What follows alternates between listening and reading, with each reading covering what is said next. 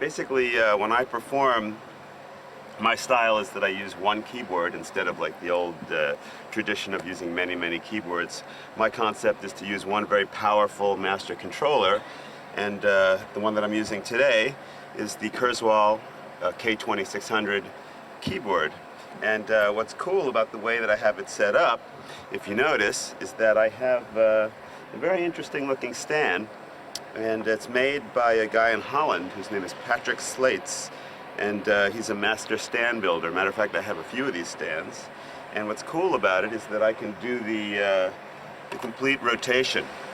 So as I'm playing, I can smile at that part of the crowd, or I can turn. And I've gotten very good at kind of like keeping my hands on the keys active while I'm kind of pushing. So it almost looks, hopefully, a little bit like magic. So I can smile at anyway. And a lot of people ask me what this little knob is that they see me tweaking on the keyboard, and that's actually my master volume knob. So if the entire rig is too loud, I can just use this handy little knob and turn the whole thing down. The next thing to notice is all the pedals on the floor.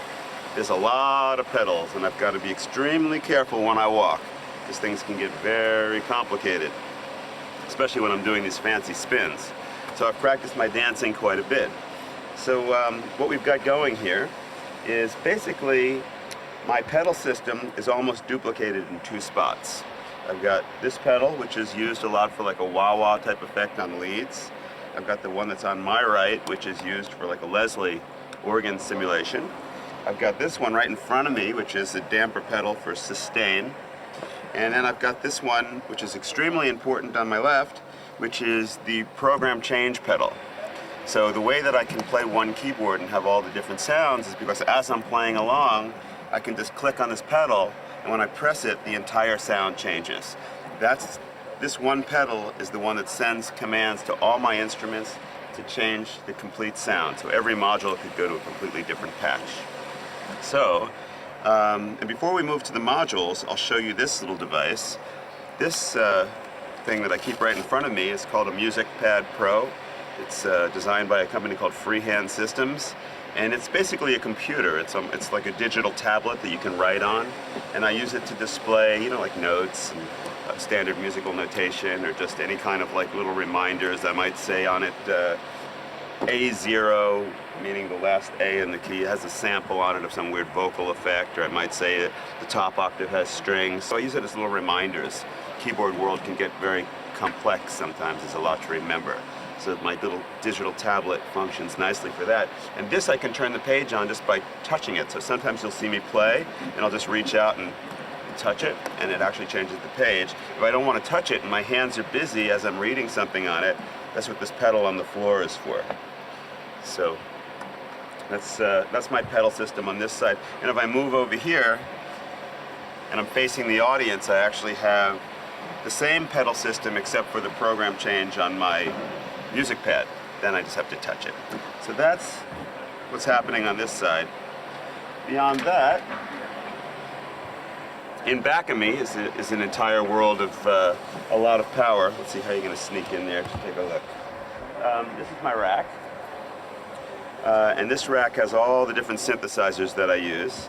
On top is a Chord Karma. And I don't actually have my hands on the keys during the performance, but because of the magic of MIDI, I have a MIDI cable connected into this whole world, and as I play in the master controller, everything gets triggered.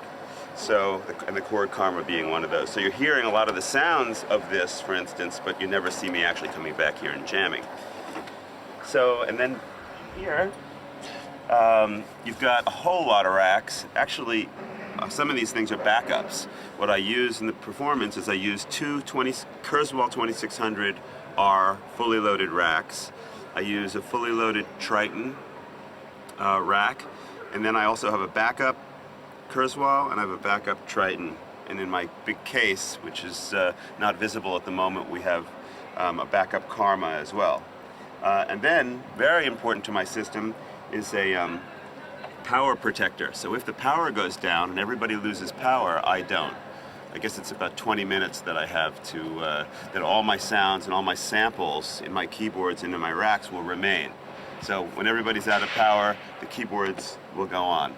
And then the final thing is I have my mixer, my 16-channel Mackie mixer, and that just takes the audio input of all the sound, and I send that over to the boys at the front of house and the monitor guy, and that's about it. Actually, that's not it. One other thing. I will explain this box in back of me, since people ask me what this thing is. Because sometimes I'll be playing, I'll be going like this and messing with stuff. What this is, it's a little headphone mixer, and instead of depending on our trusty monitor engineer for everything, I let him do his thing, but then if I need to have like the drums or the guitar or the keyboards a little bit louder or softer, I have my own control of it. So as a keyboard player, I kind of like to hear a mix of the sound, a balanced mix. Maybe the keyboard's just a little bit hotter. So that's what I'm constantly like working for in my ears, and I just use this to, you know, to have my own control. It was something I wanted for many tours and finally kind of pushed, and now it's here. And that's about it. See you at the show.